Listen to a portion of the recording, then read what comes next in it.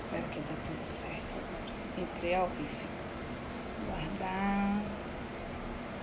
Vamos lá. Torcendo. Mais uma live. Olá. Boa noite. Seja bem-vindo aí. A PMS Convida. Aguardando a nossa convidada, doutora Laís. Aqui. Deixa eu ver. Vamos lá. Ela já está chegando, pontual. Boa noite. Aí, Kátia, que já está vendo a fase de teste. Oi, amiga, boa noite. Tudo Que bom? bom. Resenhas dos bastidores. Doutora Laís que me ensinou a fazer o Instagram. Não basta ser palestrante. Boa noite, Kátia. Boa noite, obrigada, Laís. Muita honra lhe receber. Pena que é assim, né, virtualmente, mas iremos marcar um momento presencialmente. Muito obrigada, muito honrada em você ter aceitado o convite. Aí, com muito carinho. Estou dando um tempinho. Pessoal entrando. Enquanto o pessoal entra, eu vou agradecer e dizer que eu estou muito feliz de estar aqui, mas eu preferia estar aí. Eu preferia que essa Eu também live preferia você aqui. fosse presencialmente em Salvador, que é um lugar que eu tenho tanto carinho, né? Tenho Já. certeza disso, tenho certeza disso. Deixa eu fixar o tema aqui. Peraí, deixa eu ver se eu consigo. Pronto. Ah, consegui. Pronto. Miroski, os reflexos na pandemia. Pois é, mas a gente vai ter a oportunidade de você estar aqui. E aí, enquanto o Vai. pessoal vai entrando, deixa eu lhe explicar. Esse é um projeto da PMS, né? A PMS Convida. Nós temos nosso presidente, Eduardo Hassan, que daqui a pouco deve estar chegando por aí. Eu estou como vice-presidente, Laís. E a ideia é a gente, né, aproveitar esse momento que está sendo tão desafiador para todos nós, mas está também fomentando conhecimento, né, e convidando pessoas que sejam referências em vários temas importantes, principalmente para os municípios, e no caso do Miros, que é aí importante para todo o Brasil, que está fora do Brasil. E a ideia é a gente estar fomentando vários assuntos e temas relevantes e trazendo alguns convidados para abrilhantar a nossa casa aqui, na Associação de Procuradores do Município de Salvador. Nada melhor que uma pessoa como você, né? Essa beleza, competência e muito que nos ensinar. Então, muito honrada mesmo de você ter topado, né? Muito obrigada, Lilian, por esse carinho todo e parabenizo a própria associação, né? Porque esse é um tema muito caro, né, para as organizações da sociedade civil, para a sociedade em geral, para a administração pública e ter, enfim, procuradores conectados com esse tema muito ajuda a geração de conhecimentos e também a geração de novas jurisprudências administrativas e judiciais que essa área requer, né? Então, estou muito feliz de estar aqui, parabenizo esses encontros que a associação tem realizado e espero que hoje seja uma boa conversa. E a gente vem trazendo esses temas, não só, né, aqui na associação local. Eu tive a oportunidade de, na semana passada, levar Lucas do OSC Legal também para a Associação Nacional. E a ideia é a gente estar fomentando mesmo a questão e a importância das organizações da sociedade civil. E meu convite, eu pensei especialmente em você, porque nesse cenário de pandemia, a gente vê aí a importância que está tendo cada vez mais as organizações da sociedade civil, o terceiro setor. Então, a ideia aqui hoje é a gente estar fazendo essa partilha, né?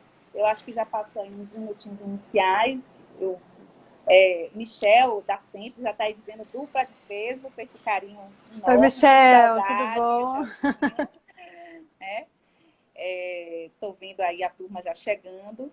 E trazendo um pouquinho, até mesmo antes de apresentar a Laís, estou segurando um pouquinho, Laís, que eu estou deixando o pessoal entrar, porque você não é uma pessoa que eu possa apresentar assim, né? Então você vai me permitindo aí avançando um pouquinho. Mas só para situar quem já está chegando aí, em relação a essa sigla, né, Miros, que pode ser que algumas pessoas ainda não entendam, mas a ideia é estar falando aqui do marco regulatório das organizações da sociedade civil. Ele ficou muito conhecido como a Lei 13.019 de 2014. Na verdade, Laís bem sabe, talvez aborde aí, que o nome Miroski e a Lei 13.019 só representa um dos eixos, né, que é esse grande marco, esse novo marco, essa mudança, não só no regime jurídico de como se tratar as parcerias do poder público com as organizações da sociedade civil, mas principalmente uma mudança de cultura, né, de como se encarar essa relação, e toda essa sistemática, dentre outras coisas, só vai ser possível no momento que a gente cada vez mais começa a propagar notícias do que é esse marco, da sua importância, e a gente na associação quis fazer um recorte para falar principalmente em relação nesse cenário de pandemia, né? Então, eu vou aproveitar agora, já estou vendo aqui a turma entrando, vou aproveitar para estar ali apresentando oficialmente, né? Doutora, minha amiga, estourada, me permite a informalidade, né? Referência na questão do Miroski, Laís de Figueiredo Lopes, né? Consultora, advogada, né? Doutoranda na Universidade de Coimbra em Direito Público. Laís também teve uma grande experiência com a questão do tema, porque participou ali do grupo de trabalho, ela foi ex-assessora no Ministério, na Presidência da República, no ano, deixa eu pegar minha pesca, entre 2011 a 2016, e estava ali fomentando mesmo a questão do Miros, que não era uma agenda que surgiu ali nessa época, já foi uma agenda, um pleito da própria sociedade civil, que já vinha aí numa caminhada, mas que realmente Laís e a equipe ali que liderou tiveram a oportunidade de estar conduzindo, né, até que se chegasse aí finalmente a Lei 13.019 de 2014, todo o cenário de mudança. E aí, Laís, nosso presidente aí chegou, Eduardo Hassan, obrigada. Tudo bem, Eduardo?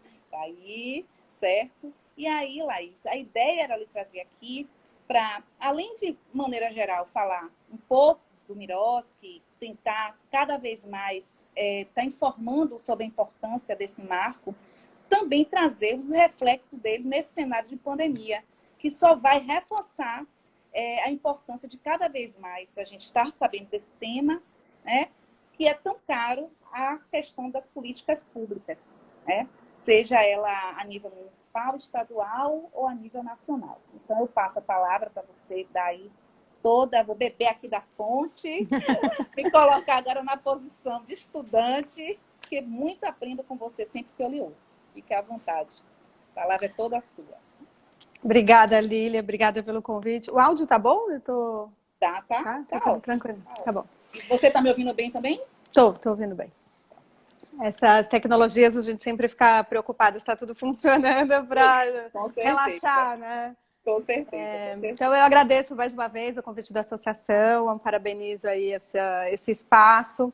Acho muito importante que a gente possa, dentro das carreiras jurídicas, discutir mais sobre a agenda regulatória que incide sobre as organizações da sociedade civil.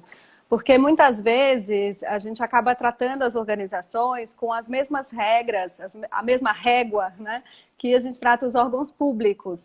E essa analogia, essa transposição do regime de direito público diretamente às organizações da sociedade civil acaba gerando distorções. As organizações, em primeiro lugar, elas são de natureza privada, sem fins lucrativos, elas são autorizadas por uma liberdade constitucional prevista, né, já na nossa Carta Magna, e que a gente precisa respeitar enquanto direito humano, né, da nossa cidadania, de poder se auto-organizar e buscar promover direitos e trabalhar prestação de serviços públicos, dos quais a própria Constituição também autorizou, né, essa formulação e implementação de políticas. Então, a gente tem aí diversas áreas de atuação, seja na assistência, na saúde, na educação, enfim, na promoção de direitos em geral, que são legítimas de terem a participação complementar das organizações da sociedade civil nesse fazer do Estado. Mas, de fato, ao as organizações assumirem qualquer que seja dessa atividade de natureza pública, dentro da esfera pública, em parceria com a administração pública, executando recursos públicos, isso não modifica a sua natureza jurídica. Então, muito da construção do marco regulatório das organizações da sociedade civil advém dessa necessidade de elaboração de uma lei própria, de um regime jurídico que reconheça as especificidades, as peculiaridades das organizações da sociedade civil. E essa hibridez, ela sempre está presente. Então, é importante a gente comentar sobre isso, porque é um divisor de águas, né? Até então, a gente sempre seguiu o que diz a Lei 8666 no artigo que trata sobre os convênios, que sempre trouxe essa ideia de no que couber, né? E a gente até brincava na Presidência da República que a nossa missão era definir o que cabe, afinal, às organizações da sociedade civil, porque esse dispositivo ele pode ser menos problemático na relação entre entes públicos. A ideia de descentralização de recursos entre entes públicos por meio da modalidade dos convênios não gera a mesma natureza de problemas que gera dentro das organizações da sociedade civil na parceria com a administração pública. Porque, de fato, a sua governança é diferente, sua forma de compras e contratações, o seu jeito de ser e estar no mundo é diferente da estrutura pública, né?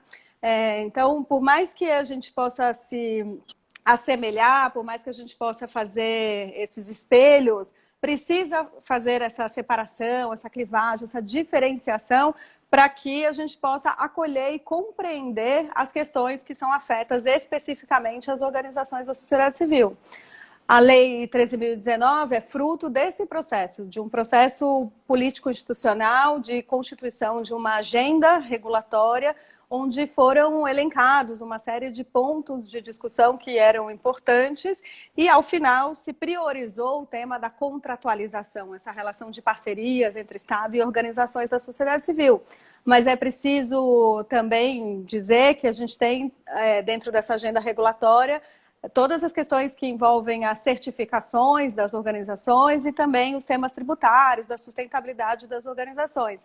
E que é preciso, dentro do Estado, racionalizar essa burocracia pública para que a gente possa otimizar esse serviço público prestado a esse ator, organização da sociedade civil, porque muitas vezes as burocracias se sobrepõem, elas acabam perdendo a sua racionalidade de por que elas foram editadas, e esse processo de revisão, de melhoria, ele deve ser feito de forma contínua.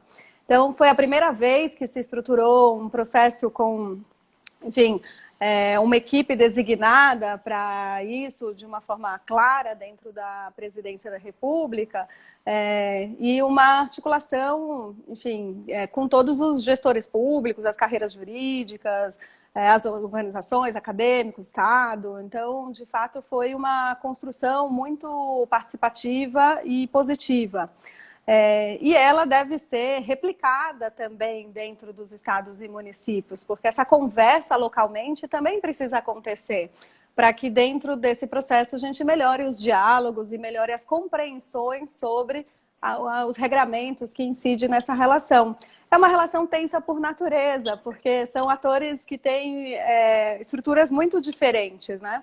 E a Procuradoria tem um papel muito importante, porque a Procuradoria justamente ajuda na materialidade jurídica das políticas públicas. E ao fazer isso, ela está, enfim, assessorando, apoiando prioritariamente os órgãos públicos. Então, essa opinião, né, que é tão relevante por meio dos seus pareceres e por meio da sua atuação, ela precisa estar conectada que neste aspecto específico das parcerias com as organizações da sociedade civil existem uma peculiaridades, existem outras regras que também precisam ser observadas para além dos princípios administrativos clássicos que regem essa relação, né? Então, essa adjetivação, ela é um desafio cotidiano e não deixa de ser diferente no momento da pandemia, onde se busca equacionar as questões referentes ao repasse de recursos públicos e essa situação completamente sui generis que estamos vivendo por conta dessa calamidade pública, dessa pandemia mundial, né? Ninguém esperava. Nenhum planejamento estratégico previu essa pandemia, né? E você vai falando aí, Laís, e vai me passando, você sabe, um filme, né? Em relação à própria implementação do Miroski, né? No município de Salvador, nas discussões com os colegas, nas discussões com servidores, com conselhos da política pública. Eu vi aí Marcelo Tourinho, que é presidente do CMAS aqui em Salvador, aí presente, aproveito. Tudo bem, Marcelo? Um abraço para vocês, estou com saudades. Estou com saudades, né? E aproveito o fôlego aí para também cumprimentar alguns colegas que eu já vi aí, que já chegaram, tanto da diretoria, pessoal que hoje em dia participa, Laís, de um grupo de estudo que se propõe a ver a questão das parcerias aqui em Salvador, e inclusive a questão do Miroski. E você, já na sua fala inicial, você traz aí os desafios, né? Que no caso aqui do procurador, essa opinião que é tão relevante numa parceria, entender que a gente analisa uma parceria. Então, a gente analisa demandas tanto do poder público quanto dessa parceira, né? E que não existe mais local para o que couber. Gostei dessa parte, do que couber.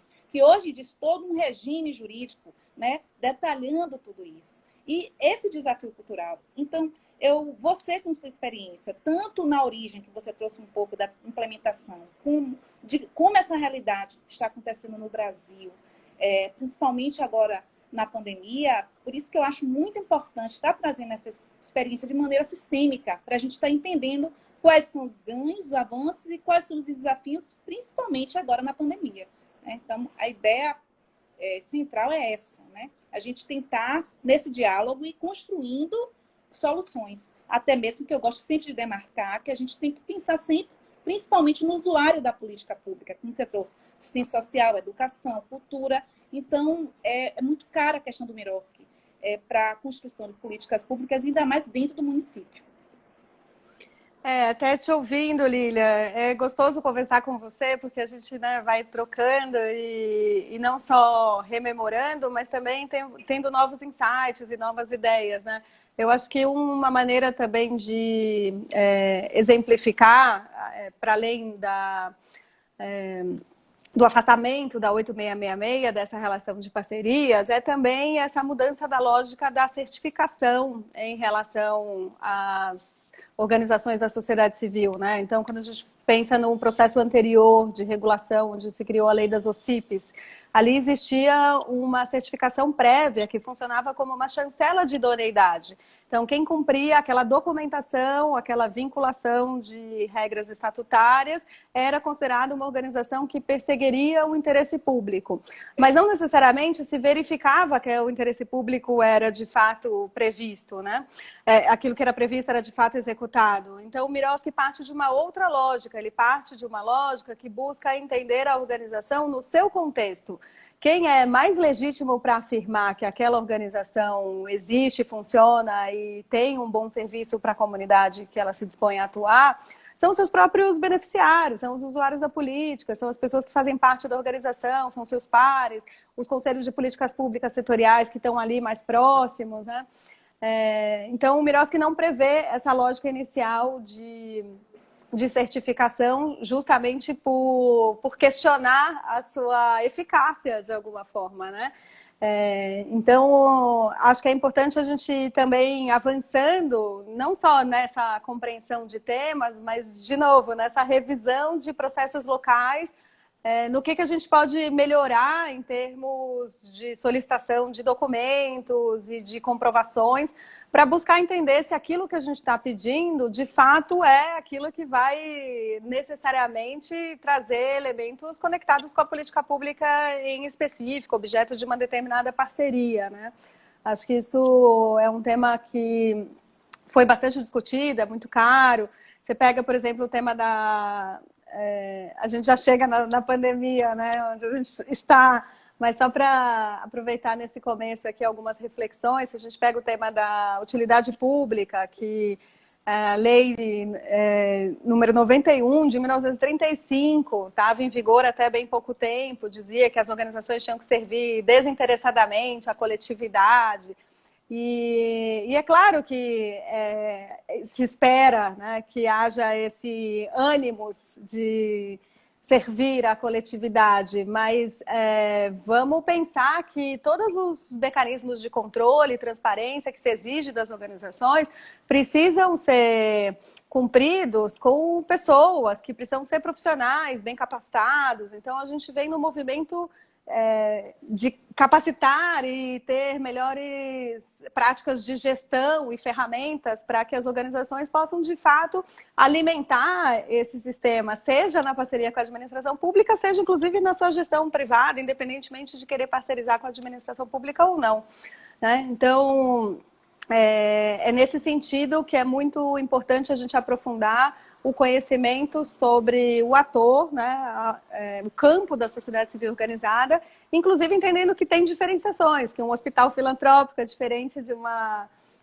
organização comunitária de base, que tem, enfim, ali um equipamento de assistência como, enfim, o seu objeto de cuidado, né? Então, a gente tem aí, enfim, essas diferenciações de escalonamento que precisam ser consideradas na hora de exarar o seu parecer, na hora de considerar aquela realidade local, né? Muitas vezes tem atos que são considerados equivocados, mas fazem parte dessa fragilidade institucional. Então, é um papel do poder público também apoiar as organizações da sociedade civil e poder prover de informações, conhecimentos e ferramentas de gestão para que eles façam o certo, né? O Miroski traz essa ideia de ter uma política pública de fomento e colaboração, tem essa ideia de fortalecimento da sociedade civil. Então, a gente tem aí nessa descrição do próprio normativo uma ideia de que o Estado deve também pensar em como ajudar para que a organização possa apoiar a sua implementação da política pública e não só ser um fiscal que vai apontar os erros, né? A nomenclatura mudou não por outra razão, senão para tentar melhor redefinir aquilo que se espera. Estamos falando de uma parceria. Então, o parceiro público também é corresponsável pela execução dessa política pública, né? Então, a gente aqui, viu, Laís? Eu acho que em todo o Brasil. Na verdade, como a gente estava falando aqui no início, a Lei 13.019, com toda essa mudança, ela ainda está se firmando, né? Em alguns lugares de forma mais avançada, outros não tanto, e veio aí a pandemia. Eu pesquisando e vendo, trocando até com você, achei muito interessante o manual que foi feito de forma prática, tentando esclarecer um pouco de como seria a atuação do Miroski nesse cenário de pandemia. Eu percebi que foi um manual, inclusive, encomendado pela própria plataforma Miroski, que você participou e que traz ali um passo a passo. O que acontece? A gente tem agora a Lei 13.019, né, está posta, né, com todo o seu regimento, né, inclusive afastando a Lei 8.666, um desafio aí de um olhar mais de controle de resultado, né? Não é que você, num olhar onde prioriza o controle de resultados, isso não quer dizer que você não vá ter o controle de conformidade, com várias dúvidas ainda no meio do caminho em relação à prestação de contas, em relação a como lidar com esse parceiro, que lugar tem esse parceiro, como é esse plano de trabalho, o que é que prioriza, o que é que não prioriza, e vem uma pandemia, né? E nesse cenário. E muitas dúvidas em relação ao repasse do recurso, se eu posso repassar, se eu mantenho ou se não mantenho, o que é que eu faço com essa prestação de contas, é possível fazer dispensas emergenciais. Em Salvador, inclusive, eu participei muito das discussões da Lei 9.517 de 2020, que tentou, não só para o Miroski, mas para as outras parcerias, trazer algumas respostas. E nesse cenário, uma vez aí o Miroski posto, o que é que você me diz, principalmente em relação ao manual? Eu vi aí Candice, inclusive, dentre as pessoas que estão aí, uma queridíssima, e que participou muito dessas discussões. O que você me traz da notícia aí desse manual? O que você pode colaborar aí com a gente em relação a essas questões? Obrigada de ter perguntado disso, Lilian, porque foi um trabalho que a gente buscou sistematizar o que a gente identificou desde o início de quando começou a pandemia, né? Enfim, e agora? Então, acho que é importante lembrar que o Miroski tem essa ideia processual em fases, né? Que é uma lógica didática de pensar o planejamento, seleção e celebração, execução, monitoramento, avaliação e prestação de contas.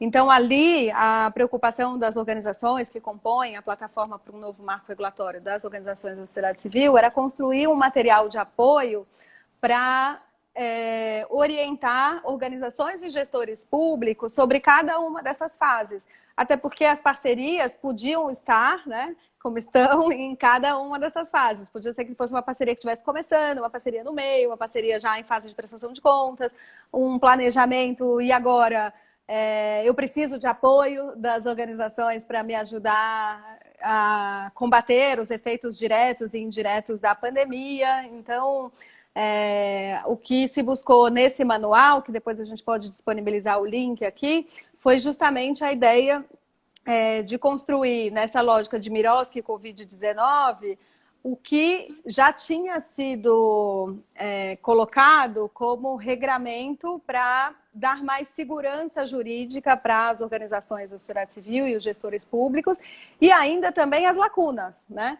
Então, a gente cita, inclusive, o bom trabalho que foi feito aí na Prefeitura de Salvador, que ao tratar de contratos administrativos também estendeu regras para tratar do tema das parcerias com as organizações da sociedade civil, porque, no fundo, a gente precisa cuidar de tudo aquilo que estava em execução, e todos aqueles prazos de prestação de contas que estavam em andamento e que, enfim, muitos escritórios fechados não permitiam nem que as organizações tivessem acesso a obter o documento, né?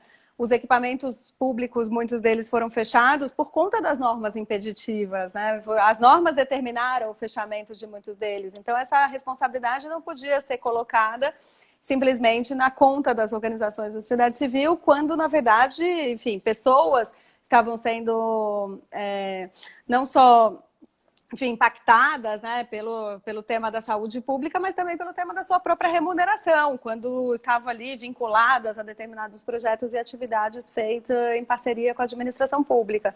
Então, o manual ele acaba trazendo nessa lógica todas as regras que já existem e os esforços dos entes subnacionais, inclusive o decreto do governo federal que buscou estender o prazo de prestação de contas para as parcerias e ajustar os planos de trabalho no Siconv, mas também trouxe nessa perspectiva subsídios para se perceber onde estão as lacunas, né? E daí foi também conversado com a Frente Parlamentar em Defesa das Organizações da Sociedade Civil para que um projeto de lei fosse elaborado para dar guarida a essas questões, né? Esse projeto de lei hoje está em andamento no Congresso, que é o PL 4113 de 2020, e ele trata justamente de regras transitórias para esse momento da pandemia.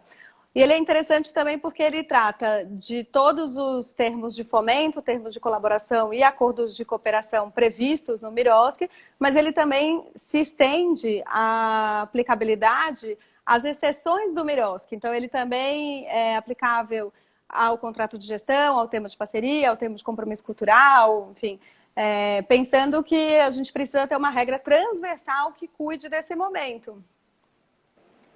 É interessante você trazer o projeto de lei 4113 de 2020, para quem, por acaso, não tiver escutado, no sentido de que uma das questões que a gente vem enfrentando aqui em Salvador, principalmente em relação às parcerias, é a ideia da possibilidade ou não de se fazer novas parcerias nesse momento, se valendo, inclusive, das dispensas, até onde é possível, até onde não é possível, até onde se tem que ter um nexo com a pandemia em si. até onde você mantém essa parceria, se de repente você não tem como viabilizar ela, como você viabilizar, se algumas dessas parcerias teriam que ser presenciais e agora elas não podem ser presenciais. Então, alguns casos, Laís, são mais fáceis, são mais didáticos de serem resolvidos, mas outros têm uma zona aí cinzenta, onde, por um lado, você tem uma atenção de você entender o trabalho fantástico que a maioria das parcerias fazem, não só aqui no município de Salvador, mas, enfim, em todo o Brasil, mas, por outro, toda uma questão de como você está passando o recurso público, se esse objeto da parceria não está, vamos dizer assim, acontecendo da maneira que devia estar acontecendo, né? E a gente vem tentando, caso a caso, distensionar e ver a melhor solução. Você trazendo o projeto de lei, eu vejo que ele traz a ideia... da complementação do objeto. Né? Da complementação do objeto e traz a ideia do nexo com a política pública em questão. Eu queria que você explicasse um pouco essa questão para nos orientar aí em termos como é que isso está sendo enfrentado ao longo do Brasil. Na verdade, o artigo 30 da Lei 13.019 de 2014 já prevê a dispensa do chamamento público nos casos de calamidade pública como que a gente está vivendo, né? Então, não precisaria que o projeto de lei tratasse desse tema, porque para que se fizesse parcerias emergenciais nesse momento de pandemia, já há uma previsão legal vigente. O que o projeto de lei busca acrescentar nesse sentido é a possibilidade de complementação do objeto, justamente porque muitas vezes você já tem o recurso em conta e esse recurso pode ser utilizado para combater os efeitos diretos e indiretos da pandemia, especialmente com parceiros que têm expertise, que estão no território, que já são parceiros da prefeitura e que podem, de fato, ter uma atuação mais rápida que o momento precisa, né?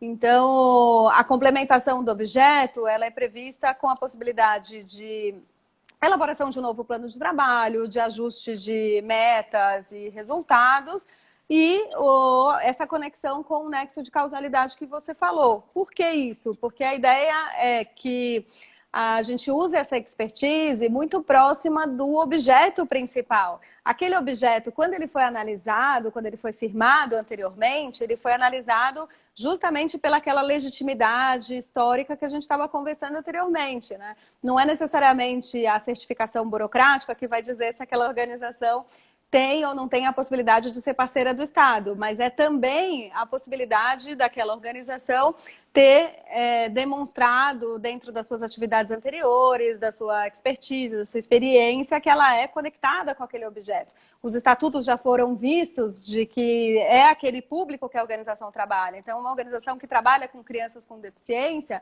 ela é o melhor parceiro do município para poder ajudar as crianças com deficiência na pandemia. Porque ela sim conhece toda a complexidade dos diferentes tipos de deficiência e ela está ali conectada com aquelas especificidades, com aquelas peculiaridades. Então, a gente está falando de fazer essa conexão com o objeto principal, justamente para ter não só essa coerência pública, mas também para otimizar, para racionalizar e para que a gente possa ter mais eficiência nessas mudanças. De novo, também já é autorizado a alteração de plano de trabalho na Lei 13.019 de 2014. Não necessita que o projeto de lei venha dizer que a gente possa fazer uma mudança de plano de trabalho, uma complementação de objeto, de recurso, mas, né, no tema, uma complementação de metas, de resultados, etc. Mas no tema do objeto em si, muitas vezes, a depender de como o objeto foi desenhado e de que tipo de parceria a gente está falando, pode ser que gere algum tipo de insegurança.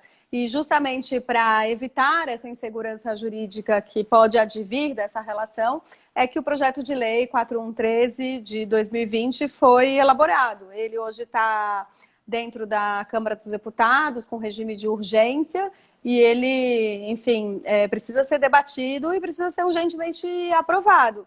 sem prejuízo de que os problemas que já apareceram, eles podem ser resolvidos, como eles estão sendo resolvidos, né? A gente teve aqui um caso do município de São Paulo, onde foi feita a suspensão do repasse de recursos e o Tribunal de Contas do município entendeu que aquele repasse deveria ser continuado, que não deveria ser suspenso, que a pandemia não era a razão para essa suspensão e nessa análise determinou que a Secretaria de Educação continuasse o repasse de recursos. Assim como tem um caso parecido, semelhante, no estado do Rio Grande do Sul, onde um caso semelhante aconteceu na educação também em Porto Alegre, e o caso foi judicializado, e o Tribunal de Justiça também entendeu que a Lei 3.019 não dava guarida para essa suspensão de repasse, porque não tinha nenhuma irregularidade acontecendo. Existia, sim, uma pandemia que estava gerando uma série de medidas restritivas que precisavam ser observadas. A gente também precisa sopesar as regras a serem cumpridas, né? Tem tanta gente que eu gostaria de cumprimentar que está aparecendo aqui, mas eu não sei se eu paro de falar para dizer oi, mas enfim. Fique à vontade, a casa é sua. Vou falar de uma pessoa muito especial que nunca aparece nas minhas lives e que hoje eu vendo você? Invoquei e falei, por favor, mãe, assiste uma live minha. Mãe. E hoje a minha mãe está aqui, então, mãe... Beijo para você. Minha irmã está aqui também, lá do Maranhão. Professor Tasso Violim, lá da Federal do Paraná também. Doutor Tomás de Aquino também. Doutor Tomás de Aquino, nosso grande inspirador e líder de Minas Gerais. A Candice, né, parceira da plataforma do Miroski, tantas outras pessoas aí, mas queria, enfim, dar esse alô para minha mãe. Ai, de ela, você, que não... ela nunca Eu também estou dando nada. alô para ela, viu? Um grande beijo. Talvez os temas sejam meio técnicos demais e às vezes também não interessam, né? Mas, enfim, me senti prestigiada. Eu também estou... Com todos vocês.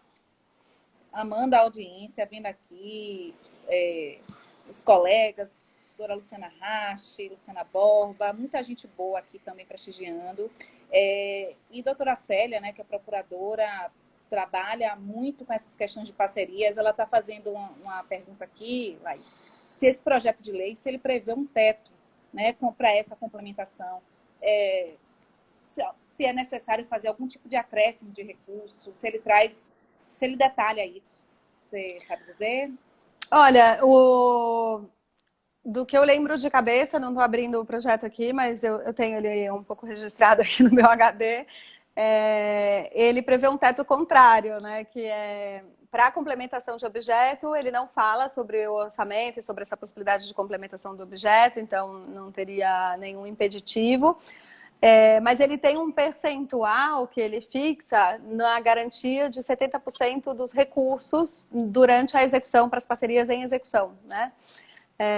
Então, eu acho que tem a ver muito com um ajuste no plano de trabalho, se faz sentido essa complementação ou não. E essa complementação, ela precisa ter esse nexo de causalidade com a política pública e com a pandemia, né? A gente está falando de uma complementação de objeto para que a gente possa, enfim, apoiar esse momento difícil, que parece que terminou, mas não terminou. Às vezes a gente está conversando alguma coisa, quando tinha a pandemia, não acabou a pandemia, a gente continua tendo. Importante. Claro que eu acho que o que aconteceu nesses últimos 6 meses foi que a gente aprendeu a lidar melhor, a gente descobriu, enfim, como é que a nossa convivência social, a dinâmica da convivência social pode se dar. E aí, claro, a gente teve uma melhora no jeito que a gente encara a pandemia, mas ela completamente não desapareceu, a gente continua com uma média de mortos bastante elevada e, enfim, realmente continua sendo necessária a atuação das pessoas em geral, da administração pública e das organizações de sociedade civil no apoio às comunidades periféricas e a todas as pessoas em vulnerabilidade social que estão aí, enfim, precisando muito de um olhar de mais cuidado durante esse momento, né? E aqui em Salvador, eu posso testemunhar que o Fique em Casa é um Fique em Casa, mas que a gestão, Laís, tem muita preocupação com a questão da proteção social, né? E principalmente a proteção social dos vulneráveis. E existe realmente essa tensão entre você entender assim como a pandemia não terminou, como você bem colocou, a gente, na verdade, já está cada dia mais aprendendo como lidar com esse contexto, né?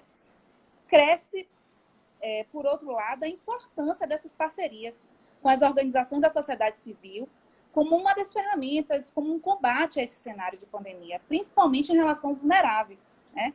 E como muitas vezes parcerias, né, que estavam estruturadas, né, instituições que já tinham parceria com o poder público já há um tempo, que já faziam um trabalho e que agora estão sendo cada vez mais solicitadas. Como fica essa questão de repente, você desmontar essa parceira, você deixar vários projetos, várias atividades, você, de repente, você não repasse recursos.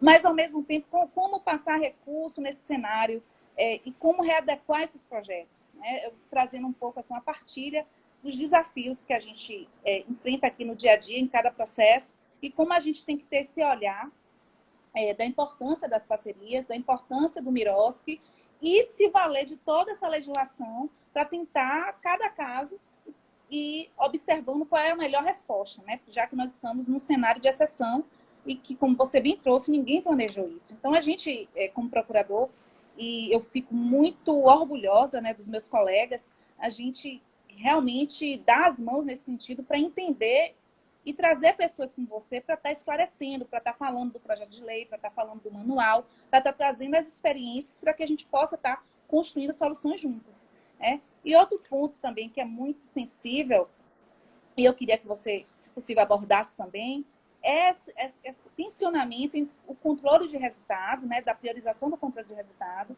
e a questão do controle de conformidade. Queria que você trouxesse um pouco desse cenário, principalmente em um cenário onde nós não temos ainda um sistema, ainda estamos aí caminhando, tentando implementar um Confoc Salvador. Nesse cenário, como é que você traz isso? Porque a gente tem um Tribunal de Contas, a gente tem um Ministério Público, que é natural, né, os órgãos de controle, enfim, também priorizando valores constitucionais, ter toda uma preocupação de repasse, mas agora, nesse cenário de crise, principalmente, eu acho que é importante deixar claro que existe controle de conformidade também no Miroski, né? E como essa relação com o controle de resultado. Pudesse trazer um pouquinho desse assunto também.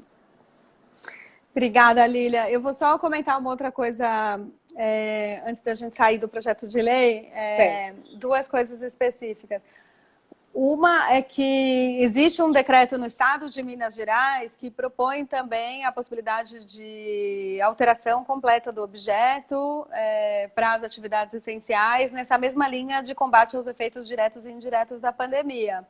Então, queria mencionar que acho que na ausência de uma lei nacional que apoie todos os entes subnacionais, os estados e municípios também estão regulando essa relação de acordo com a sua necessidade e a sua compreensão, né? Sempre essa pactuação nacional, ela ajuda a dar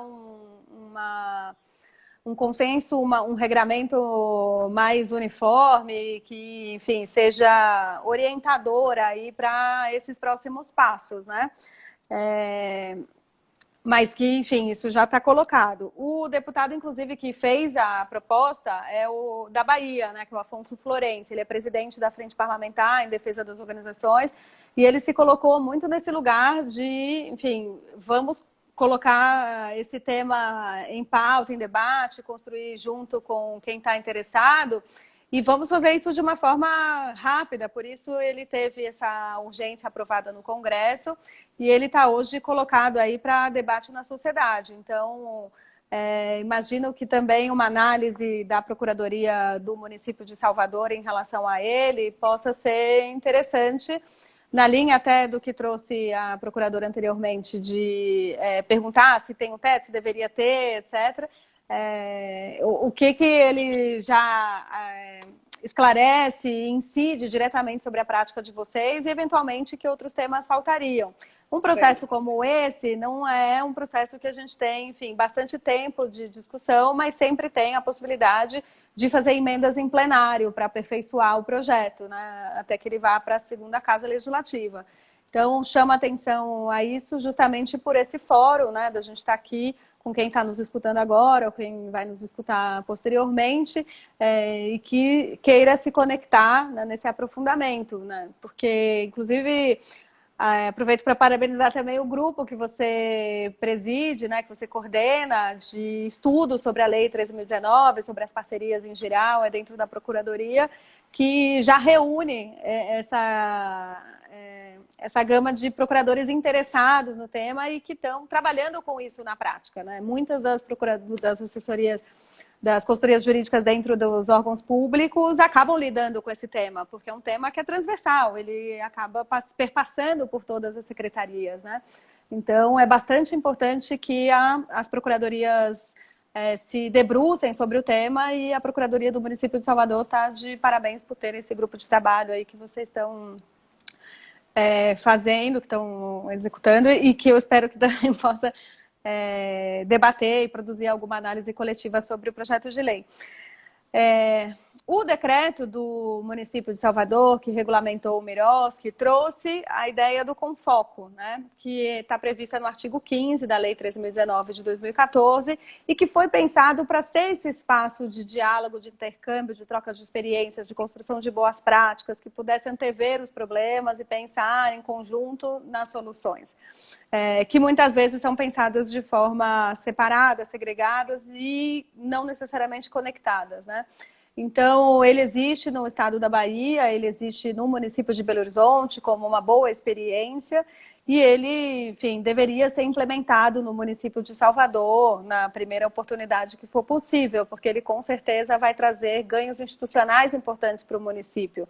Ao trazer a diversidade de órgãos públicos que fazem as parcerias com a administração pública, os órgãos meio, né, de apoio, de ajuda a essa materialidade para que as políticas públicas aconteçam, e também as organizações da sociedade civil interessadas localmente, né? O processo em si, ele é formativo já, porque ao exigir a participação dos conselheiros, as pessoas também se mobilizam para estudar mais, para aprender, para construir as coisas juntos. Então, ele realmente é uma experiência bem positiva, e o fato de já ter uma previsão legal dentro do decreto já é um passo avançado. Muitos municípios não têm essa previsão, então agora acho que tomar o próximo passo de implementação, de tirar isso da norma e implementar na prática e colocar no papel, vai ser uma coisa bastante importante. Sobre controle de meios e controle de resultados, né? O controle de conformidade. Acho que o controle de resultados, para ele funcionar, ele exige um deslocamento do controle de meios para ser controle prévio, né? Então, ele continua lá presente, mas ele se fortalece dentro desse momento de pactuação. A gente não tinha chamamento público como obrigatório, a gente não tinha todas as verificações e conexões que eram feitas dentro desse processo de seleção e celebração. Você vê que até a necessidade de avaliação da capacidade operacional da administração pública é exigida no momento de planejamento, quando antes a gente estava sempre pensando na capacidade operacional do parceiro na sua execução. Mas a própria administração pública tem que ter capacidade de poder firmar as parcerias e acompanhá-las, né? O que muitas vezes gera dúvidas tem a ver com até onde é esse acompanhamento e qual é o perfil desse acompanhamento, porque o monitoramento que foi pensado na Lei 13.019, ele é um monitoramento de metas e resultados, ele é um monitoramento técnico, né? Então, a ideia desse alicerce anterior é justamente para apoiar, para ter os instrumentos e a orientação para a execução.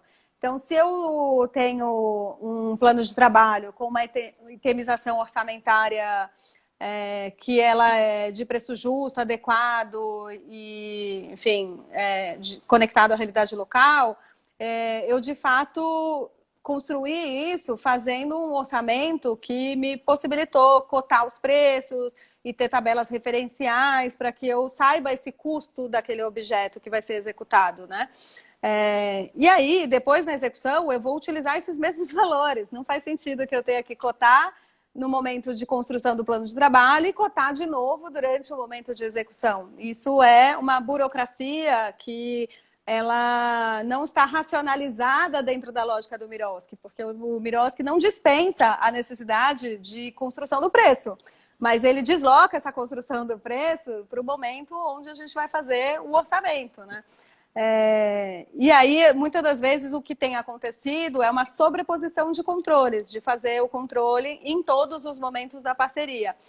É claro que é esperado que o monitoramento aconteça em todos os momentos da parceria, é esperado que haja gestão regular e que a gente possa fazer todos os mecanismos de análise de risco, de amostragem, de saber que a qualquer momento possa ter uma fiscalização que seja mais detalhada, mas esses esforços em termos de concentração deveriam ser muito mais de apoio para a execução, de apoio e orientação para que as coisas sejam feitas de maneira correta, do que simplesmente uma cobrança de burocracia que muitas vezes acontece, né?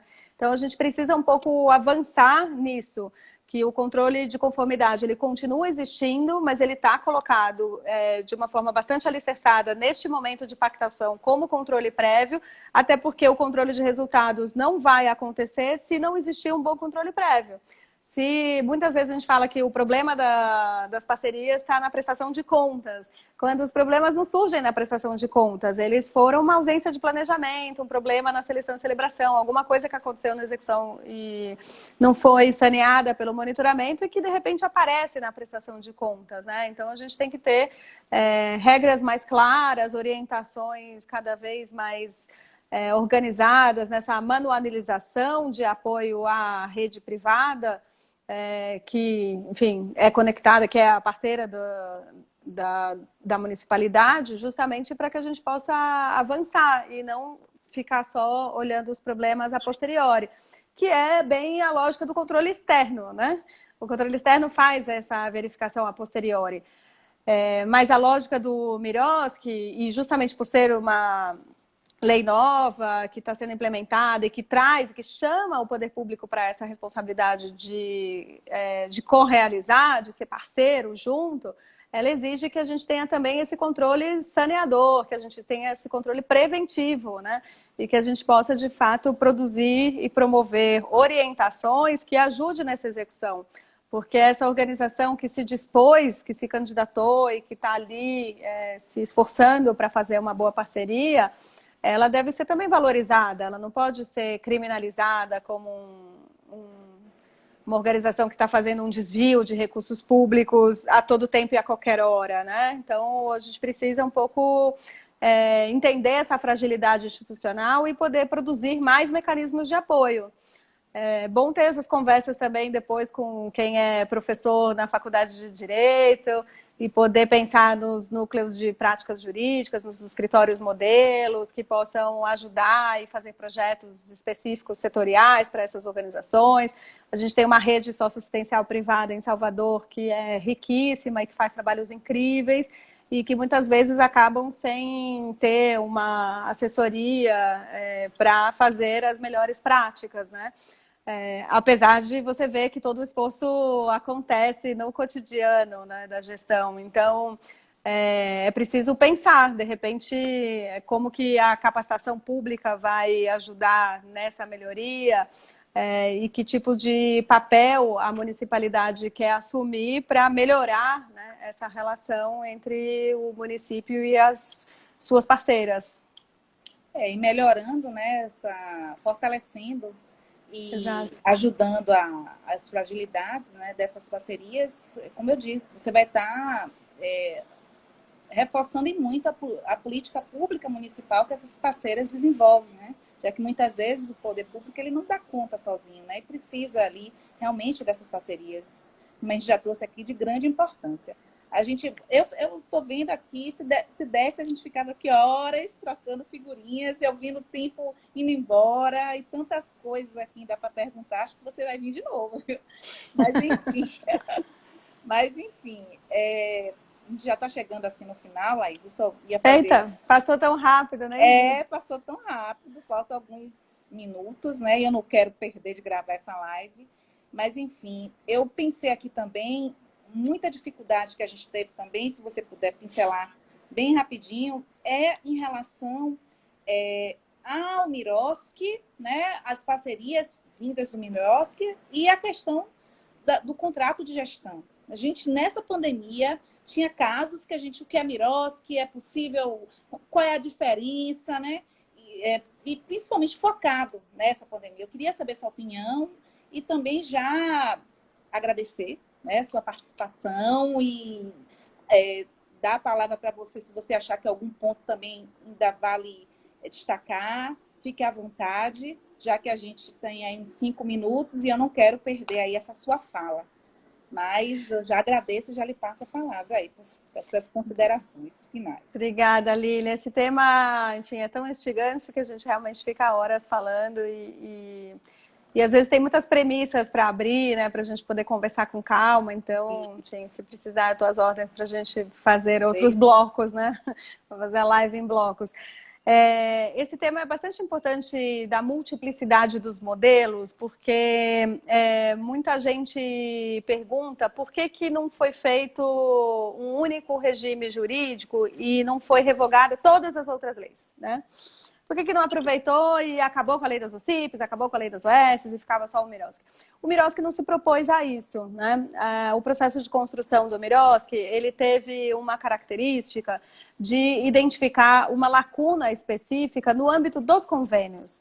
E 90% das parcerias no âmbito da União eram feitas via convênios, né? A gente tinha ali uns 2% de contrato de repasse, uns 2% de termo de parceria, uns 8% de contrato de repasse dos programas habitacionais, de Minha Casa Minha Vida Entidades, mas, no geral, a gente estava falando de um percentual grande de convênios.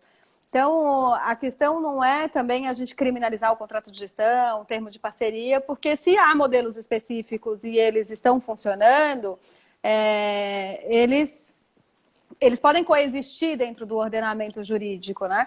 Mas, de fato, a tendência também é que o Miroski, ele acabou pormenorizando tanto alguns temas que ele acaba servindo de parâmetro para as reflexões de outros temas, como, por exemplo, o pagamento de pessoas, a remuneração de pessoas, que é classicamente, né, na equipe de trabalho um tema de discussão nessa área, por ser um tema de diferenciação entre entidade privada e órgão público.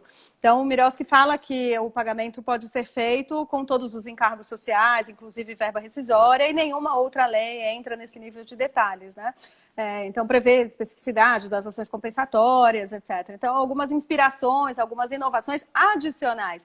Mas é importante dizer que o Miroski bebeu na fonte das leis anteriores, né? Justamente pensando o que era positivo e o que, enfim, não deveria ser repetido. Então, a lógica de certificação foi afastada como uma lógica burocrática que não era racional, né? Em termos desse processo de buscar, de fato, a legitimidade do ator, né, com a política pública em específico. Também se instituiu o chamamento público como obrigatório, que não era uma obrigação legal dentro das normas anteriores, né? Então, são alguns exemplos que a gente pode aqui... Eu sei que eu não quero ficar falando sozinha nos meus 5 minutos, né? No sentido da live acabar e eu estar enumerando os exemplos.